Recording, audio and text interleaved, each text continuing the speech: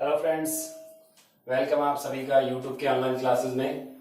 तो last lecture में अपन study कर रहे थे इलेक्ट्रिक करंट जो टॉपिक था, ओम्स लॉ, उसका माइक्रोस्कोपिक और मैक्रोस्कोपिक फॉर्म।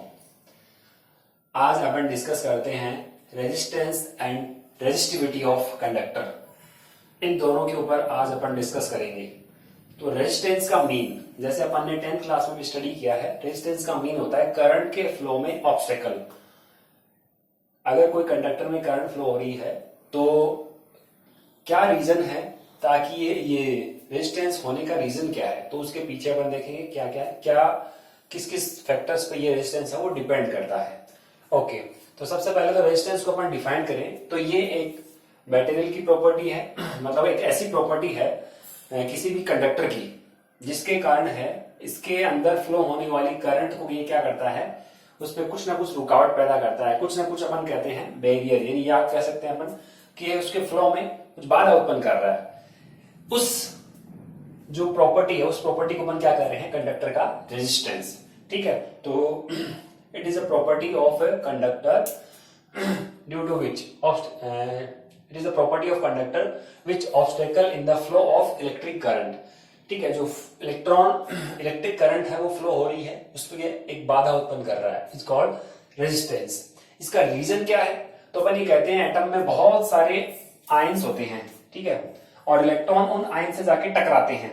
ठीक है, जैसे मान लो ये इलेक्ट्रॉन्स मूव कर रहे हैं, जैसे आपने एक्सटर्नल इलेक्ट्रिक फील्ड अप्लाई किया, इलेक्ट्रॉन का मूवमेंट स्टार्ट हो गया, तो ये इलेक्ट्रॉन क्या करेंगे, कोलाइड करेंगे। तो ये लेटिस के आयन के साथ कोलाइड करते हैं, और जैसे ये कोलाइड करते हैं, कोलाइड करने पर इनकी स्पीड है वो डिक्रीज हो जाती है, उसे अपन क्या कहते हैं, रेजिस्टेंस। ठीक है, जैसे अपन कहें कि एक मान लो कोई पाइप है, इस पाइप में वाटर फ्लो हो रहा है, ठीक है, और यहां पर बीच में अपन कोई कंकर पत्थर अगर डाल दे तो ये स्टोन्स के कारण अपन कहेंगे इसके फ्लो है कुछ ना कुछ रुकावट पैदा हो गई है, कुछ ऑब्स्टेकल यहाँ पे बन गया है जिसके कारण इसका फ्लो है वो रुक रहा है। ऐसे यहां भी क्या है, यहां अपन देखेंगे कि ये इलेक्ट्रॉन जब लेटिस के आयन के साथ कोलाइड करते हैं या फिर किसी एटम के साथ, कंडक्टर के एटम के साथ में ये कोलाइड करते हैं, तो अपनी स्पीड को डिक्रीज कर देते हैं। तो इनकी स्पीड डिक्रीज होना अपन कहते हैं पर यूनिट टाइम में स्पीड डिक्रीज हो गई है, इसका मींस करंट क्या हो गई है, अपन कहते हैं करंट के फ्लो में कुछ ना कुछ ऑब्स्टेकल आ गया है, उसे अपन क्या कह रहे हैं, रेजिस्टेंस कह रहे हैं। और ये जो रेजिस्टेंस होता है वो अप्लाइड वोल्टेज और करंट इन दोनों पर ही डिपेंड नहीं करता। ठीक है ना, तो किस बात पे डिपेंड करता है, तो ये अपन कहते हैं कंडक्टर की लेंथ पे डिपेंड करता है। ठीक है, जैसे मान लो ये एल लेंथ का कंडक्टर है, ठीक है, और यहां हमने क्या लगाया है, एक potential difference V potential difference है, जिससे इसमें करंट कितनी फ्लो हो रही है, आई। अब अगर मान लो हमने लेंथ को इंक्रीज कर दिया, लेंथ को अगर हम इंक्रीज कर दें, ठीक है, तो अब आप देखोगे पोटेंशियल डिफरेंस यहां भी वी है और इसके अक्रॉस पे अपन कहेंगे यहां वी। तो अब यहां लेंथ इंक्रीज होने पे पोटेंशियल इसके अक्रॉस वी, इसके अक्रॉस वी, तो दोनों की अगर देखो तो यहां पे टोटल जो होगा वो अपन कह रहे हैं लेंथ को हमने इंक्रीज किया, लेंथ को हमने डबल कर दिया, तो आर इक्वल टू क्या लिखते हैं अपन, वी अपॉन आई। ठीक है, तो इसके अक्रॉस वी, इसके अक्रॉस वी, तो यहां पर बोलेंगे 2, ये 2 टाइम्स वी हो जाएगा। तो अपन ये कहेंगे करंट तो इसमें सेम रहेगी, करंट तो यहां जितनी फ्लो हो रही है पर यूनिट टाइम में उतनी की उतनी रहेगी, यहां सब जगह, लेकिन पोटेंशियल यहां भी, तो अपन कह सकते हैं ये 2 टाइम्स हो गया, इसका मीन हो गया रेजिस्टेंस डबल हो जाता है। तो आपको ये ध्यान में रखना है, जैसे ही आपने यहां लेंथ को डबल किया, कंडक्टर की लेंथ को, सपोज ये लेंथ एल है, ठीक है, ये लेंथ एल है, इसमें मैंने एल लेंथ और इंक्रीज कर दी, यानी डबल कर दिया, तो अब यहां से रेजिस्टेंस भी क्या हो जाएगा, इसका डबल हो जाएगा। ठीक है, सेकेंड थिंग और देखते हैं, इसका मीन्स फर्स्ट अपन समझ गए हैं कि R is directly proportional to small L. ठीक है, सेकेंड थिंग देखिए, अगर मान लो ये एक कोई कंडक्टर है और उसको हमने यहां V वोल्ट की बैटरी के साथ कनेक्ट किया है, लेंथ इसकी कितनी है, L है, ठीक है, करंट इसमें कितने फ्लो हो रही है, I। अब अगर मान लो एक और कंडक्टर अपन यहां इसके साथ लगा देते हैं, तो अब आप देखोगे इसका क्रॉस सेक्शनल एरिया है वो चेंज हो गया है। तो यहां जितने अपन कह रहे हैं अमाउंट में करंट फ्लो हो रही थी, ठीक है ना, यहां अपन कह रहे हैं कि ये इतनी पर सेकंड में फ्लो होने वाली करंट, और यहां आप देख रहे हो, अब पूरे के अकॉर्डिंग देख रहे हो, तो पर यूनिट पर सेकंड में फ्लो होने वाली करंट यहां से और यहां से दोनों में डिफरेंट होगी। तो यहाँ आप देख सकते हो क्रॉस सेक्शनल एरिया क्या हो गया, ज्यादा हो गया, तो ज्यादा इलेक्ट्रॉन यहां से अपन कह सकते हैं पास हो जाएंगे। तो अगर आप किसी कंडक्टर का अगर हम कहें कि क्रॉस सेक्शनल एरिया को बढ़ा देते हैं अपन, ठीक है, जैसे मान लो इसका क्रॉस सेक्शनल एरिया कितना है, ये ए है, और अगर हम इसको बढ़ा दें, इसको 2a कर दें, तो फिर आपसे अगर पूछा जाए कि जो रेजिस्टेंस है उस पर क्या इफेक्ट पड़ेगा, तो अब आप देखोगे यहाँ पे जो रेशो होता है हमारा R equals to V upon I, ठीक है। तो हमने यहाँ पे क्या किया है, V तो इसके अक्रॉस भी V है, और ये अपन बोल रहे हैं ये पैरेलल में है, तो यहाँ पे V का V रहेगा कि दोनों के अक्रॉस क्या है, V है। तो अब आप देखोगे कि यहाँ जो करंट थी, अब ये करंट क्या हो गई, डबल हो गई ये करंट, ठीक है ना। तो यहां आप लिख दोगे 2, ठीक है। तो इसमें से I फ्लो हो रही थी, अब I इसमें से फ्लो होगी, तो करंट कितनी होगी, 2I। इसका मीन्स जो R होगा वो पहले के कंपैरिजन में कितना हो जाएगा, R/2। जो नया आएगा वो रेजिस्टेंस है वो डिक्रीज हो जाएगा, यानी आधा हो गया है। तो जैसे ही आप क्रॉस सेक्शनल एरिया को इंक्रीज करते हो, रेजिस्टेंस डिक्रीज हो जाता है। इसका मीनिंग हो गया कि R is inversely proportional to A, cross sectional area के इनवर्सली प्रोपोर्शनल है, क्योंकि यहां हमने देखा कि जैसे आपने क्रॉस सेक्शनल एरिया इंक्रीज किया, करंट यहां डिक्रीज हुई, यानी आधी होगी, करंट डबल होगी, सॉरी यहाँ करंट डबल होगी। इसका मतलब यहां से दोनों से जाने वाली जितना टोटल इलेक्ट्रॉन है वो पर यूनिट टाइम में फ्लो होने वाला जो करंट है वो बढ़ गया, तो 2I, और इन दोनों का रेशो हमने R के रखा है। तो जो नया हमारा रेजिस्टेंस आएगा वो रेजिस्टेंस पहले कंपैरिजन में कितना हो गया, हाफ हो गया है। तो इसका मीन हो गया कि क्रॉस सेक्शनल एरिया को इंक्रीज करने पे रेजिस्टेंस डिक्रीज हुआ, तो R is inversely proportional to A।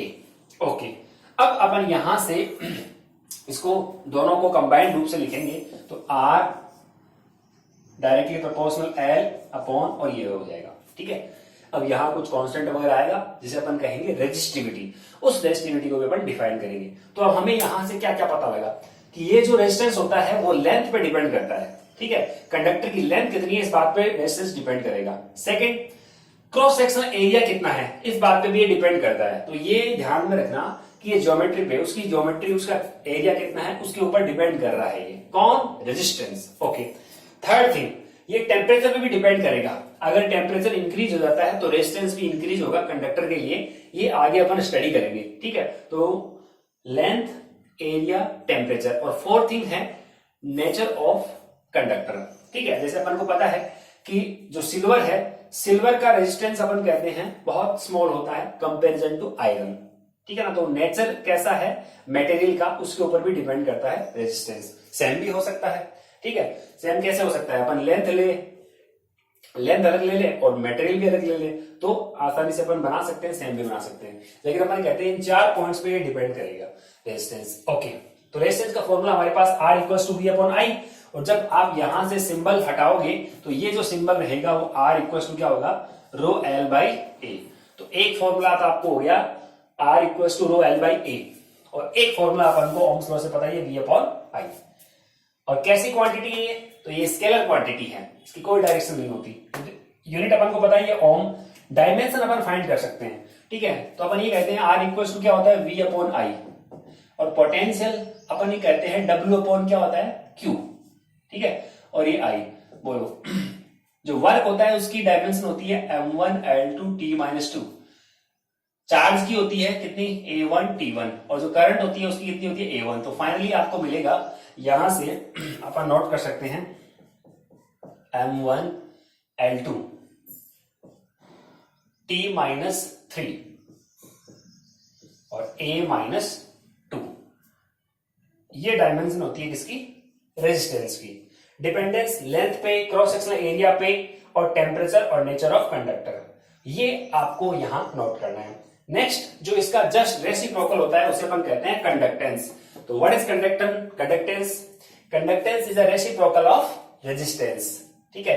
जो आपको क्या बताता है कितनी आसानी से इलेक्ट्रॉन है वो फ्लो हो सकते हैं, ठीक है। जैसे अपन कहें ये एक कंडक्टर है तो इसमें कितनी आसानी से फ्लो हो सकते हैं, ये जो वर्चुअल या यो कहें कि ये जो नेचर है ये बताने वाला जो फैक्टर है वो कंडक्टेंस होता है। तो ये जस्ट अपोजिट होगा किसका, रेजिस्टेंस का, यानी इसको अपन सिंबल G देंगे, तो G equals to 1 upon R। अब अपन को पता है इसका यूनिट अगर ओम है तो इसका क्या बन जाएगा, ओम इनवर्स या फिर सीमेन, ये दोनों यूनिट होते हैं, ओम इनवर्स या फिर सीमेन। सीमेन को अपन मोह भी कहते हैं, यहाँ पे ओम का जस्ट उल्टा है तो इसे अपन मोह भी कह सकते हैं, MHO। रेजिस्टेंस का यूनिट होता है OHM, तो OHM का उल्टा क्या होगा MHO, तो ये उल्टा हो गया MHO महो। ठीक है, तो ये तीनों ही यूनिट आपको ध्यान में रखनी है। और ये यहाँ पे साइमंस या इसको सेमन, कई बार अपन साइमन ही इसको यूज करते हैं प्रोनाउंसिएशन में, तो ये साइमन इसकी यूनिट होती है कंडक्टेंस की। ठीक है, तो ये भी आप ध्यान में रखोगे। तो आज अपन ने रेजिस्टेंस और कंडक्टेंस के बारे में स्टडी किया है। अभी इसके बाद अपन स्टडी करेंगे रेजिस्टिविटी ऑफ मटेरियल। ठीक है, तो इसको आप नोट कर सकते हो एक बार। ओके, नेक्स्ट टॉपिक हमारा है रेजिस्टिविटी। रेजिस्टिविटी का जो अनदर नेम है वो है स्पेसिफिक रेजिस्टेंस। ध्यान रखना, एग्जाम में कई बार अगर इसकी डेफिनेशन पूछे तो दोनों ही वर्ड्स आपको ध्यान में रखने हैं। ओके, अब आपसे पूछा जाएगा कि व्हाट इज रेजिस्टिविटी और इसकी यूनिट वगैरह क्या होती है। एक मिनट स्लाइड। ओके, तो अपन रेजिस्टिविटी की बात कर रहे थे। रेजिस्टिविटी में क्या इसकी प्रॉपर्टी है, किस पे डिपेंडेंस है और ये होती क्या है वो अपन देखते हैं। तो सपोज अपन कहते हैं कि मान लो ये एक कंडक्टर है, इस कंडक्टर की रेजिस्टिविटी अपन किस टाइप से डिफाइन करेंगे। तो ये जो प्रॉपर्टी होती है ये मटेरियल की प्रॉपर्टी होती है और ये केवल मटेरियल और टेम्परेचर पे डिपेंड करती है। ये न तो लेंथ पे डिपेंड करती है न ही क्रॉस सेक्शनल एरिया पे। ठीक है, रीजन क्या है तो अपन इसको अभी बताएंगे। अपन को ये पता है, देखो इसकी कैसे इसकी डेफिनेशन बनी है उसको अपन, ये डेफिनेशन तो मैंने लिख रखी है लेकिन ये बनी कैसे वो पहले देख लेते हैं। तो अपन को ये पता है कि रेजिस्टेंस जो होता है वो लेंथ पे डिपेंड करता है।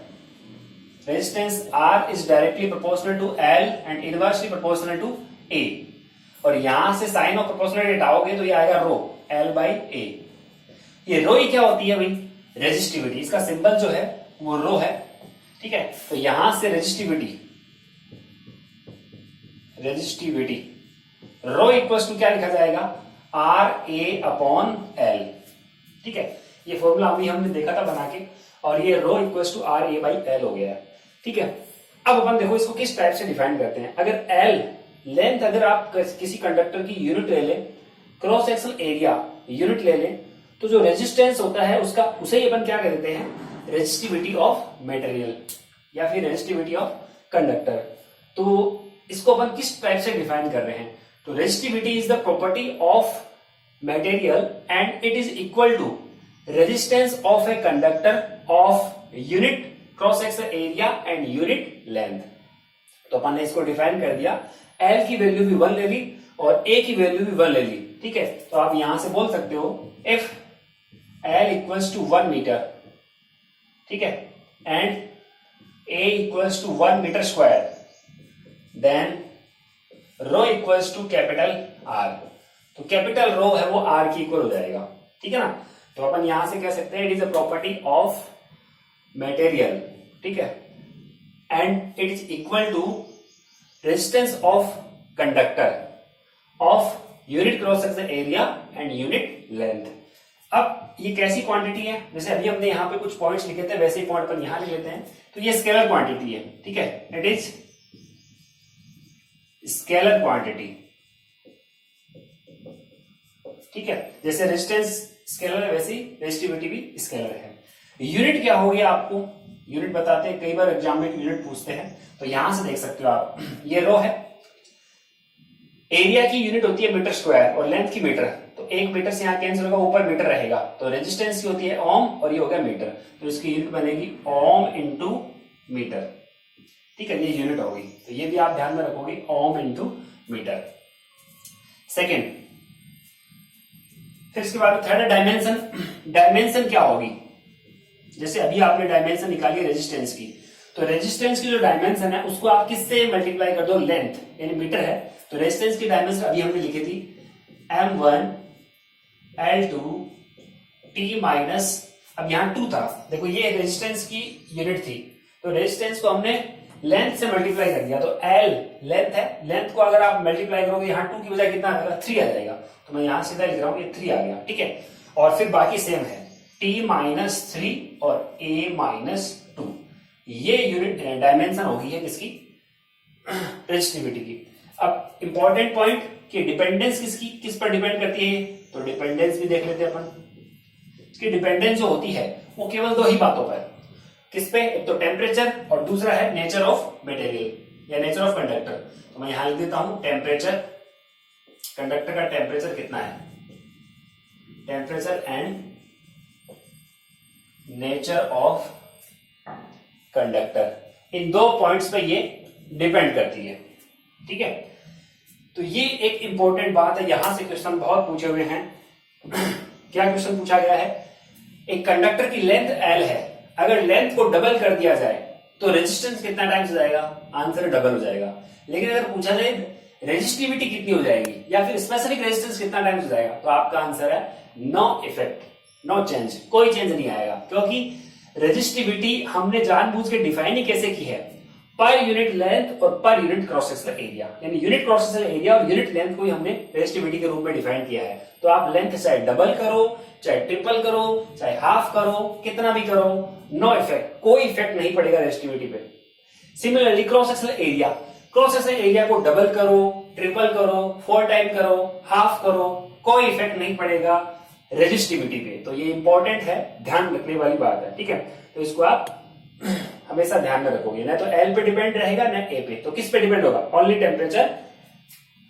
Temperature and nature of conductor. Nature of conductor का मीन्स हो गया कि सिल्वर की रेजिस्टिविटी अलग होगी, कॉपर की अलग होगी, एल्यूमिनियम की अलग होगी, ठीक है। ऐसे ही अलग अलग मटेरियल, जैसे अपन कहें 3 टाइप से अगर हम देखें, एक तो होता है कंडक्टर, एक होता है इंसुलेटर, एक होता है सेमी कंडक्टर। तो तीनों की ही रेजिस्टिविटी है वो डिफरेंट होती है। रेजिस्टिविटी एक्चुअल में क्या होती है कि जो करंट फ्लो हो रही है उसका जो अपोज है, यानी जो करंट के फ्लो में ऑब्स्टेकल है, उसी प्रॉपर्टी को ही अपन यहां बता रहे हैं रेजिस्टिविटी के फॉर्म में, ठीक है। तो आप देख सकते हो किसकी रेजिस्टिविटी ज्यादा होगी, कंडक्टर की, सेमी कंडक्टर की या फिर इंसुलेटर की। तो डेफिनेटली इंसुलेटर क्या होते हैं, उसमें आसानी से इलेक्ट्रॉन फ्लो नहीं होते, तो इंसुलेटर की रेजिस्टिविटी सबसे हाई रहती है, कंडक्टर की रेजिस्टिविटी लो रहती है, ठीक है। तो अगर अपन यहां पे एक पॉइंट लिखे तो अपन लिख सकते हैं रो। सबसे पहले अपन यहां लिखते हैं इंसुलेटर, इंसुलेटर की सबसे ज्यादा रहेगी, फिर रो। मिक्स्ड मेटल, मिक्स मेटल का मीन क्या हो गया, जैसे कोई भी अपन कह सकते हैं मिक्स मेटल, जैसे नाइक्रोम है, ठीक है, ये कॉन्स्टेंटन है, ये मिक्स मेटल होते हैं। जैसे नाइक्रोम किस किस से मिलके बना होता है, नाइक्रोम निकल से, क्रोमियम से, ये जो मिक्स मेटल होते हैं। तो इसके अकॉर्डिंग अपन देख रहे हैं। फिर इसके बाद में इंसुलेटर, सेमी कंडक्टर, एक मिनट,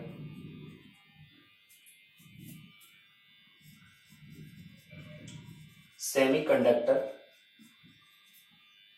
और फिर इसके बाद में आ जाएगा आपका कंडक्टर, ठीक है। तो ये कुछ अपन ने यहां पे रेजिस्टिविटी का सीक्वेंस लिखा है।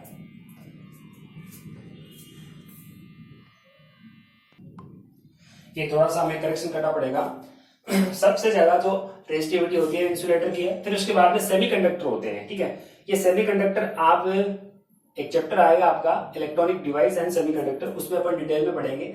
नाम से पता लग रहा है वैसे सेमीकंडक्टर, जैसे सेमी सर्किल क्या होता है, सर्किल का हाफ होता है, वैसे सेमीकंडक्टर क्या होगा, जो कंडक्टर और इंसुलेटर दोनों के बीच की कंडीशन होती है उसे अपन कहते हैं सेमीकंडक्टर। जैसे सिलिकॉन है, जर्मेनियम है, गैलियम आर्सेनाइड, ये सब सिलिकॉन, ये सेमीकंडक्टर की कैटेगरी में आते हैं। तो इसके बाद में आता है सेमीकंडक्टर, ठीक है। फिर उसके बाद में आएगा मिक्स मेटल, ठीक है। मिक्स मेटल के फॉर्म में जैसे नाइक्रोम, निकल क्रोमियम का ये एलॉय होता है, ये मिक्स मेटल। फिर कंडक्टर, लास्ट में आ जाएगा कंडक्टर। तो कंडक्टर की जो रेजिस्टिविटी होती है वो सबसे कम होती है, सबसे कम, यानी 10⁻⁻8 ओम मीटर। और इनकी कहां तक जाती है इंसुलेटर की, 10⁻14 से 18 के बीच जाती है, सबसे ज्यादा इनकी और सबसे कम इसकी। एग्जाम्पल अगर देखें इंसुलेटर का, तो सबसे ज्यादा जो होती है वो क्वार्टज क्रिस्टल, जैसे क्वार्टज होता है ना, क्वार्टज के क्रिस्टल है, तो उसकी होती है सबसे ज्यादा रेजिस्टिविटी, ऑलमोस्ट 10⁻16 से भी अबव 10⁻18 तक। और सबसे कम जो होती है वो अपन कहते हैं सिल्वर, चांदी जो होता है उसकी रेजिस्टिविटी सबसे कम मानी जाती है, और वो 10⁻⁻8 से भी अपन बोलेंगे कम रहेगी। ठीक है, ओम इंटू मीटर इसका यूनिट रहेगा। तो ये कुछ पॉइंट्स है जो आपको नोट करने हैं, ठीक है। स्पेशल क्वेश्चन इसमें जो बना के आता है वो यही आता है कि क्या इफेक्ट पड़ेगा लेंथ और ए को चेंज करने पे, ठीक है। तो इससे रिलेटेड कुछ क्वेश्चंस हैं वो मैं बता देता हूं, वो आपको सोल्व कर लेने हैं। जैसे मान लो आपको दिया जाए एक मेटल है, उसका नाम है एक्स, ठीक है, दूसरा मेटल है उसका नाम है वाई। ये कोई दो आपको मेटल दे रखे हैं, ठीक है। एक्स है, एक्स का जो ये एक्स है मेटल का, उसने अपने कुछ कोई चीज है वो क्वांटिटी को नोट किया है और वो कितना आया 4 ओम, ठीक है। और वाई जो आया है वो आया है 10 to the power minus 8 ohm into metre, ठीक है। अब क्वेश्चन क्या पूछा गया है कि किसी दो टाइप के मेटल थे, ठीक है। अब आपसे बोला गया है अगर दोनों की अपन बात करें, दोनों मेटल की लेंथ को हाफ कर दिया तो बताइए एक्स और वाई की वैल्यू क्या होगी। लेंथ को हाफ करने पर एक्स वाई की वैल्यू, अब अपन को एक्स पता ही नहीं है कौन सी क्वांटिटी है, वाई पता ही नहीं कौन सी क्वांटिटी, लेकिन अगर हम यूनिट जानते हैं तो आसानी से बता सकते हैं कौन सी क्वांटिटी है। तो ये ओम है तो एक्स क्या है रेजिस्टेंस, ये ओम इंटू मीटर है, इसका मतलब वाई क्या है रेजिस्टिविटी। तो आसानी से बता सकते हो कि अगर लेंथ को अपन हाफ कर दे तो रेजिस्टेंस भी क्या हो जाएगा हाफ हो जाएगा, because resistance depends on length. तो अगर लेंथ को हाफ किया तो रेजिस्टेंस भी हाफ हो गया, तो नया जो एक्सटेंस आएगा वो क्या हो जाएगा 2 ओम। लेंथ हाफ करते ही रेजिस्टेंस भी हाफ हो गया 2 ohm. But resistivity does not depend on length, तो उतनी की उतनी रहेगी, नॉट इफेक्ट, ठीक है। तो y equals to 10 to the power minus 8 ohm metre ही रहेगी। तो ऐसे क्वेश्चन है वो आ भी सकते हैं, तो आप इसको नोट कर सकते हैं, ठीक है। तो अब डियर स्टूडेंट आप हेडिंग लगाओगे यहां से, ठीक है, और इसको यहां तक एंड तक आप इसको नोट करोगे, ठीक है। इसको नोट कीजिए। तो आज की क्लास के लिए इतना ही। इससे रिलेटेड कोई क्वेश्चन है, अगर आपकी नोटबुक पे क्वेश्चन डेफिनेटली मिल जाएंगे आपको, तो आप उनको सॉल्व कर सकते हो। Okay, thank you.